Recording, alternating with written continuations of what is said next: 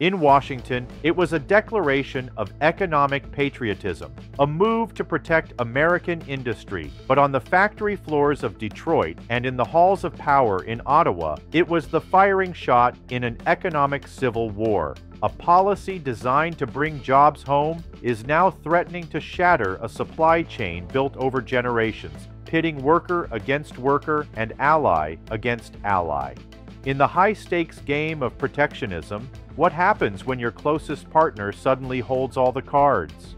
For over half a century, the economic relationship between the United States and Canada wasn't just a partnership, it was a single, integrated organism. Nowhere was this more true than in the auto and steel industries. The 1965 Auto Pact erased the border for car manufacturing, creating a seamless factory floor stretching from Windsor, Ontario to Detroit, Michigan. Steel forged in Hamilton flowed south to be stamped into the bodies of Ford F-150s. Engines assembled in Michigan were shipped north to power Canadian-built vehicles. It was a symbiotic relationship that fueled the prosperity of the Great Lakes region, a shared destiny built on steel, sweat, and an unwritten pact of mutual reliance.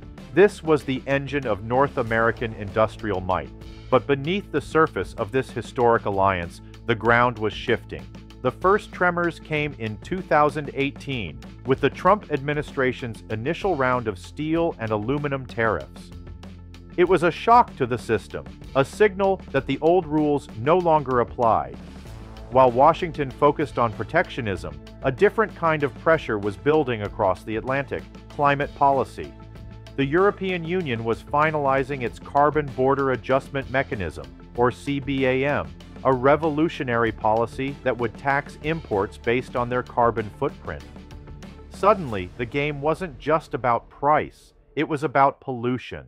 Canada, with its vast grid of hydro and nuclear power, saw the writing on the wall. It began a quiet, deliberate pivot, funneling billions into modernizing its steel sector, preparing for a world where green steel was king. The U.S., still heavily reliant on older coal-fired furnaces, was slow to react. This was more than a policy disagreement. It was a fundamental divergence in economic philosophy, setting the two closest allies on a path toward a high-stakes collision. On June 4, 2025, the promise of economic nationalism became policy. Invoking national security and the spirit of the American worker, the Trump administration announced a staggering 50% tariff on all imported steel and aluminum. The move was an escalation, doubling down on the protectionist measures first introduced in 2018. The stated goal, echoed in statements from the Commerce Department and on the floors of rallies, was simple and potent: to shield American steel mills from foreign competition, revive the Rust Belt, and end the nation's reliance on foreign supply chains. It was framed as a long overdue correction, a muscular defense of an industry that once formed the backbone of the nation. The logic was that by making foreign steel prohibitively expensive, American automakers and manufacturers would be forced to buy American, reigniting furnaces from Pennsylvania to Indiana and bringing back high-paying union jobs. It was a powerful, patriotic message designed to resonate in communities that felt left behind by decades of globalization. But the reality on the ground was not a renaissance. It was chaos. Almost overnight, the policy triggered a seismic shockwave through the very industries it was meant to protect. Before the ink was dry on the executive order, commodity traders sent the price of domestic hot-rolled steel soaring.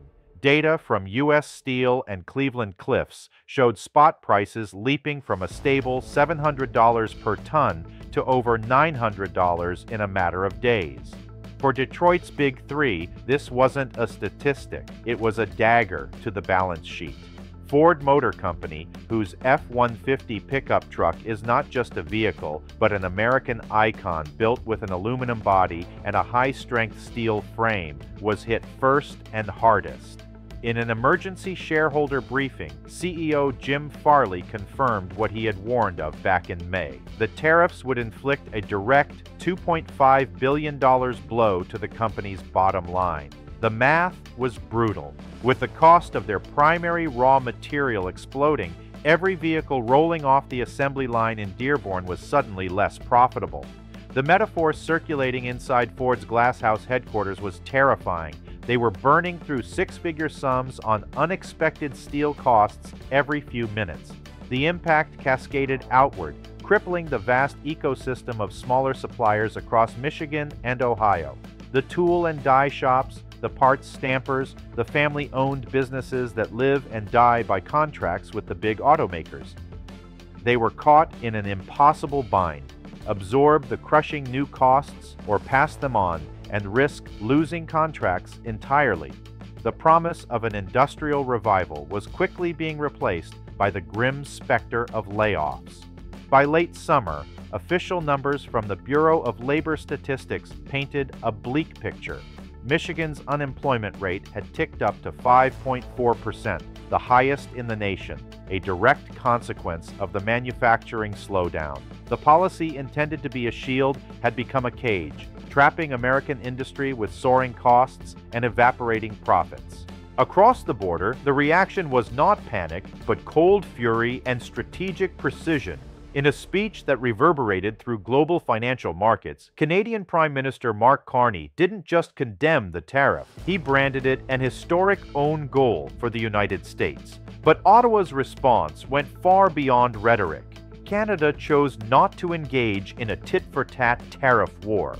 Instead, it executed a multi-pronged strategy of industrial jiu-jitsu, using America's inward-looking policy as a lever to pivot its own economy toward the future. The first move was defensive. Canada immediately imposed strict quotas on steel exports and slashed import limits from non-FTA countries, preventing its market from becoming a dumping ground for cheap global steel deflected from the U.S. But the masterstroke was offensive. Carney's government announced a $1 billion Canadian Green Steel Modernization Fund.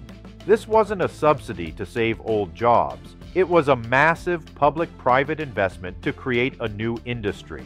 The goal, as outlined in government documents, was to accelerate the transition away from coal-burning blast furnaces, the dominant technology in the U.S., and toward electric arc furnaces, EAF, powered by Canada's predominantly clean energy grid, and pioneering the use of green hydrogen in the steelmaking process. Canada was betting its entire industry on a simple premise. The future of global trade wouldn't be determined by tariffs, but by carbon. It was a direct play for the world's most valuable emerging market, environmentally conscious consumers and regulators. As the European Union's Carbon Border Adjustment Mechanism, CBAM, loomed, set to take effect in early 2026, Canadian steel was becoming CBAM ready.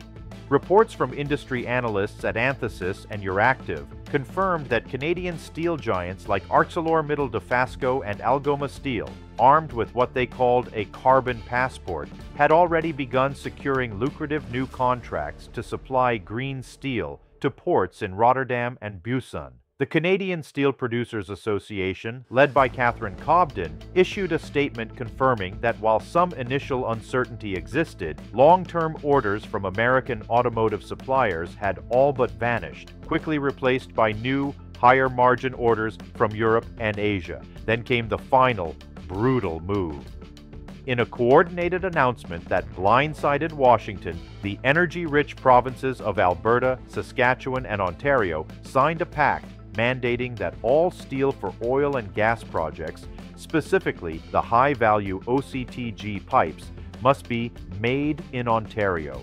Citing supply chain security, they effectively locked the United States out of one of its most reliable and profitable export markets. Canada wasn't just weathering the storm, it was harnessing the wind. This created a jarring new reality, a North American stalemate with no easy off-ramps. The United States was now an island of high-cost, carbon-intensive steel. Its energy contractors in the Permian Basin faced critical shortages of drilling pipes, with prices for foreign alternatives jumping 15%. Its automakers were bleeding cash, forced to choose between raising prices for consumers or cutting jobs. On the other side of the border, Canada was capitalizing on its strategic foresight. But the move was not without cost. severing a century-old economic relationship. The integrated Great Lakes manufacturing cluster was fractured. In a move confirmed by Politico, Prime Minister Carney met with a bipartisan delegation of U.S. senators from the Great Lakes states on July 21st. But the meeting yielded no breakthroughs. The Trump administration could not reverse the tariffs without admitting catastrophic failure. And Canada, now charting a new, more profitable course, had no incentive to return to the old arrangement. The two nations, once inseparable economic twins, were now locked in an economic standoff, staring at each other across a border that had suddenly become a front line. In Hamilton, Ontario, the historic heart of Canadian steel production, the initial news of the 50% U.S. tariff felt like an earthquake. For generations, the city's identity and prosperity were welded to the American auto industry just a few hours' drive away. Catherine Cobden, head of the Canadian Steel Producers Association, noted the immediate effect in a press release, stating that long-standing orders from U.S. automotive suppliers had all but vanished overnight, sending a wave of deep uncertainty through the mills along the shores of Lake Ontario. It was a moment of existential crisis. But this is not a story of industrial decay. It's a story of forced evolution.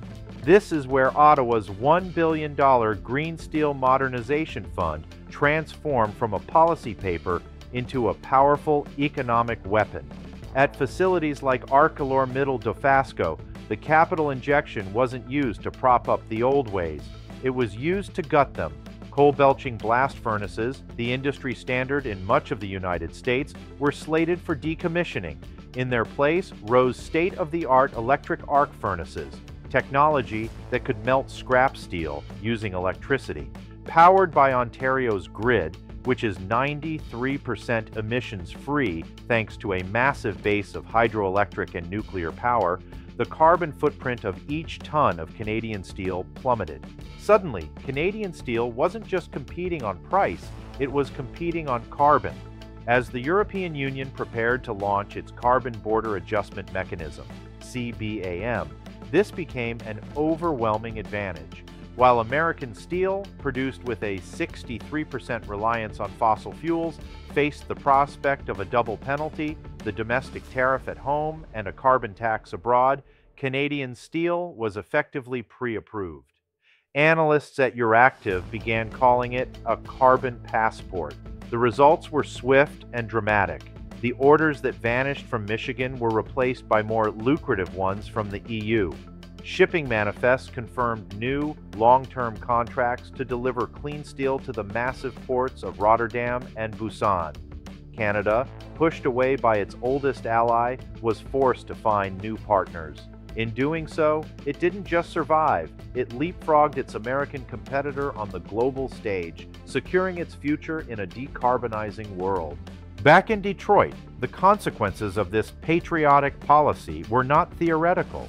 They were being tallied in real time on corporate balance sheets and in unemployment claims. Ford's stark confirmation of a $2.5 billion loss was just the headline. The reality on the factory floor was a slow-motion crisis. The cost of the high-strength steel that forms the safety cage of an F-150 and the aluminum that makes up its body had become volatile and punishingly high. The finely tuned, just-in-time supply chain that had been the envy of the world was now a liability. The pain wasn't confined to the C-suites of the glass house.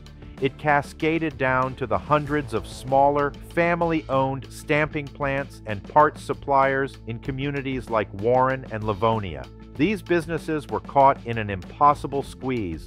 The steel mills were charging them more due to the tariffs, but the giant automakers were refusing to accept higher prices, fighting to protect their own margins. The result was inevitable. Layoffs began quietly at first, then accelerated, contributing directly to Michigan's new status as the state with the highest unemployment rate in the nation at 5.4%. But the tariffs' collateral damage spread far beyond the Rust Belt. In the oil fields of the Permian Basin in Texas and the Bakken Formation in North Dakota, a different kind of crisis was unfolding. The American energy boom relies on a constant supply of highly specialized steel tubes and casings known as OCTG. Historically, a significant portion of this vital material came from integrated North American suppliers. But with the coordinated Made in Ontario Pact signed by Alberta, Saskatchewan, and Ontario, that critical supply line was severed. Canadian producers, citing the need for supply chain stability in the face of unpredictable U.S. trade policy, were now mandated to sell to their own domestic energy projects first. American energy contractors were left scrambling, facing what the American Petroleum Institute called a critical shortage. They were forced to seek OCTG from overseas, paying a 15% premium and waiting weeks for shipments. The irony was devastating. A policy designed to achieve American industrial independence had made the nation's strategic energy sector more dependent on foreign sources and less competitive. The price of protecting American steel was being paid by American auto workers and American energy producers. A policy intended to forge American industrial independence has instead shattered a century-old economic alliance. The United States now finds itself hobbled by the very protectionism it championed, while Canada, forced to innovate, has captured the future of a global green economy. The border, once a symbol of seamless partnership, now marks a great economic divergence. As the world fundamentally realigns around new rules of trade and carbon, the continent faces a stark choice.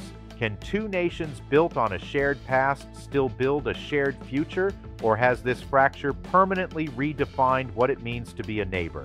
If you found this analysis valuable, like this video, share your thoughts in the comments below, and subscribe for more in-depth reports.